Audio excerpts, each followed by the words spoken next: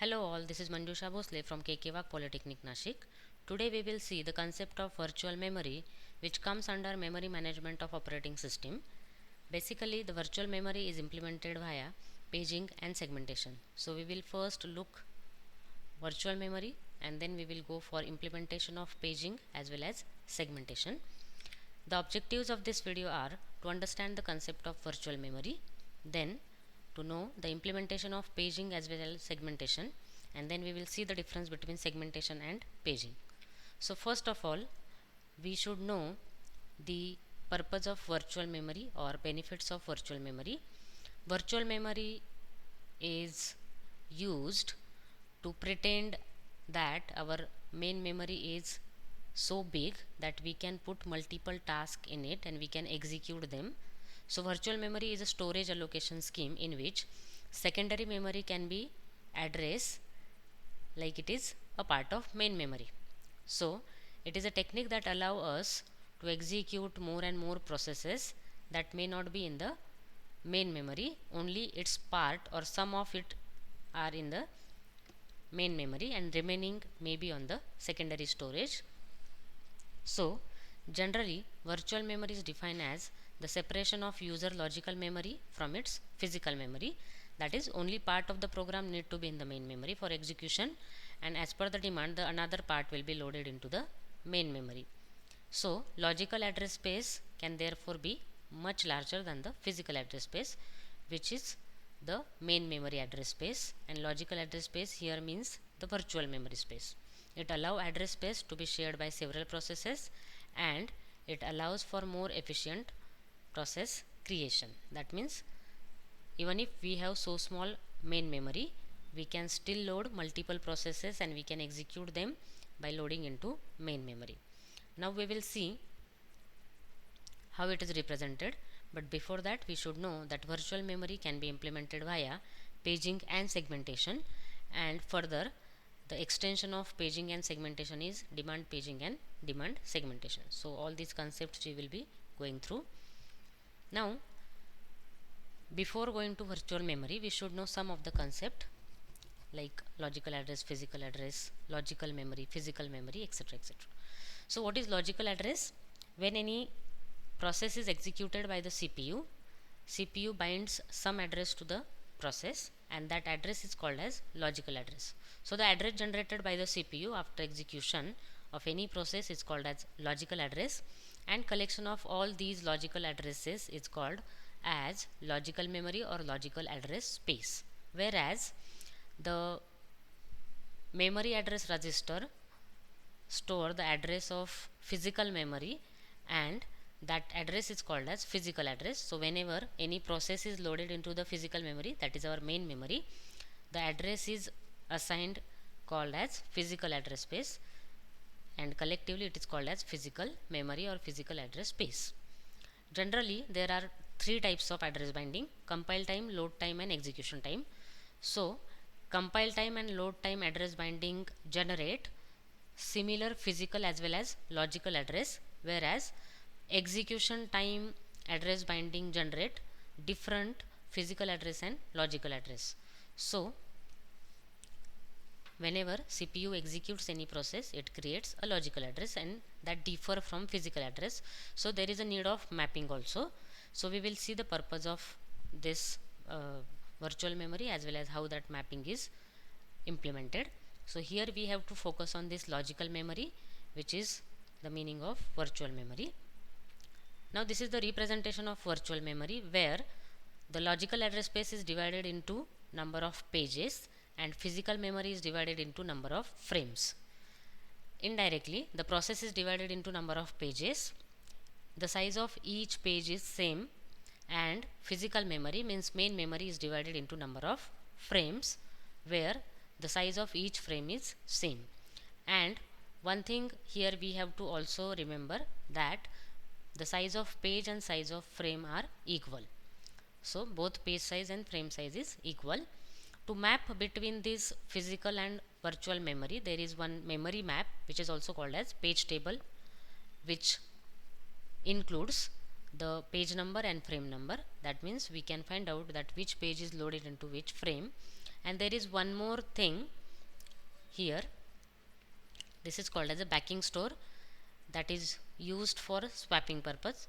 Swapping means whenever we want to get out of the main memory any process, we will just swap out it to the backing store, and whenever we want to execute any process from the backing store, then we will swap in that process into the physical memory. And there are some another reasons also why swapping is necessary, that we will see in next video. But this is what the virtual memory representation. Now what is paging, that already I have told you, but in summary we will again revise it. Logical address space of a process can be non-contiguous. It is the most important benefit of this virtual memory or paging. In previous videos we have seen that whenever I want to load any process into the main memory, I need a contiguous space. So if my process size is 4 byte, then I need 4 bytes of space which should be contiguous. But if you go for paging scheme, then there is no necessity of this contiguous space. So your logical address space, of course, it is divided into pages, and physical address space is divided into frames. So you can load n number of pages into n number of frames, even if you have no contiguous space or non-contiguous space. And generally this physical memory as well as logical address space is divided into fixed size blocks called pages and frames, and the size is power of 2 between 512 bytes to 8192 bytes. So here we have to differentiate between the pages and frames. Pages are the part of logical memory and frames are the part of physical memory, and we keep the track of all free frames also, because whenever we want to load any page into the physical memory, at that time first we need to find out the free frame. To run a program of size n pages, we need n free frames, and then only we will load the pages into the physical memory. And to map between these pages and frames, we need one page table also, that is to translate logical to address, logical physical address. And sometimes there is internal fragmentation. So here we can take one example. Suppose in this example, if I have 4 pages and the last page size is somewhat small, and of course it will be less than the frame size. So when you load that last page into the frame, some of the memory space may be wasted. So that is called as a internal fragmentation. So even if you are using paging scheme, there may be internal fragmentation that will be removed in the segmentation part. So this is what one example where logical memory is divided into page 0 to 3, and all the pages are loaded into the physical memory according to the availability of free frames, and the page table is maintained there, where first column indicates the page index and second column indicates the frame number. So 0th page is loaded to the first frame, first page is loaded to the 4th frame, second is loaded to the 3rd frame, and so on. Here according to the availability of free frames, the pages are loaded, so there are random allocation of the frames. It is not always sequential, that we need to remember. Now how that address translation is happened. Whenever CPU generate a logical address, that logical address contain two parts. First is a page number and second is a page offset. And this page number you can use to find out the frame number in the page table, and then using that frame number, that offset will be combined to the or merged to the frame number, and that will create a physical address of the process. So using the page table, we can convert logical address to the physical address. That means page table also maintain the information about the pages and the frames, and whenever logical address is generated, page table is used to convert logical address into physical address. So here page number is page index and page offset is combined with the base address to define the physical memory address. This is called as the address translation architecture and scheme. This is for paging only. For segmentation it is somewhat different. Now when there are loading and unloading of the pages to the frames, according to the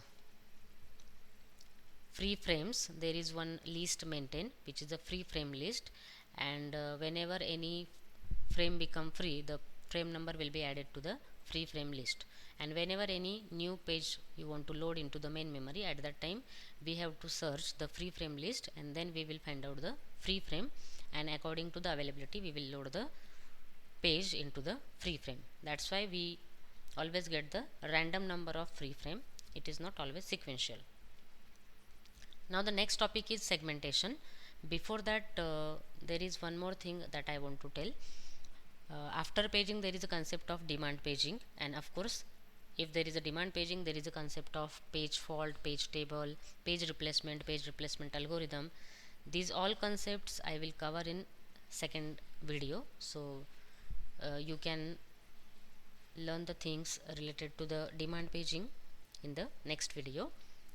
Now in this video, the next concept is segmentation, and the difference between segmentation and paging is the size of all the pages is same, whereas the size of segmentation is depend on the content of the segment. So it is the memory management scheme that support user view of memory.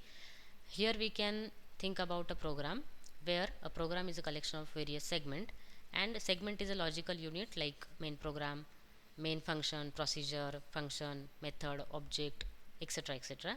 And according to all these segments, the different segments are generated by the logical address. So in paging we were talking about dividing the logical address space into pages, and here logical address space will be divided into segments, where segments are listed here. Logical address space is a collection of segment, and each segment is of variable length. This is the big difference between paging and segmentation, that there is a different size of segment. This is for the user's view of program, which is a collection of all these things like subrouting, stack, symbol table, main program, and any inbuilt function, and it supports user view of memory. And then the physical memory is divided into number of frames according to the size of segments, and then the segments will be loaded into the main memory. So unlike paging, the physical memory is divided into variable size frames. According to the size of segments, the physical memory is divided, and then the segments are loaded into the physical memory. And there is also need of some memory table, which is also called as segment table here, which consists of 3 columns. First is segment number, second is limit, and third is base. Here segment number indicate the index of the segment, limit indicate the size of the segment, and base indicate the starting address of the physical memory of the segment. For example, here segment 0 is having the size 1000 bytes, and as it is loaded in the frame which base address is 1400, so 1400 plus 1000 is 2400. So this square is what the space for this segment 0. Like this third segment, which has a limit 1100 bytes and base 3200, this is what the space given for the segment 3. So this is the representation of segmentation, where logical address is divided into segments, and the segments are loaded into the physical memory, and there is one segment table which is used to map the logical address into physical address. Now how this will be done, that we can see here.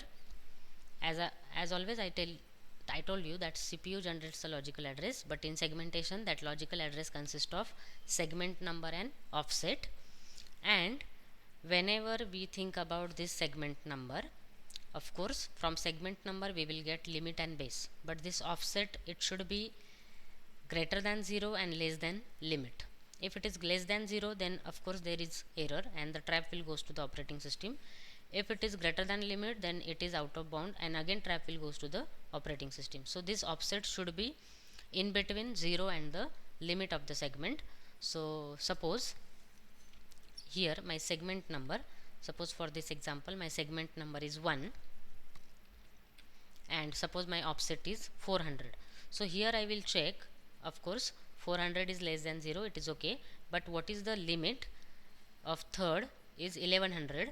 So as 400 is less than 1100, it is okay and valid or legal, and so we can add it to the base, and then we can find out the particular physical memory address.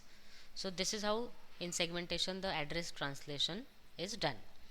Now here logical address consists of two tuple, segment number and offset, that I told you, and segment table maps two-dimensional physical address where each table entry has base and limit. Base means it is a starting address and limit means it is the length of the segment.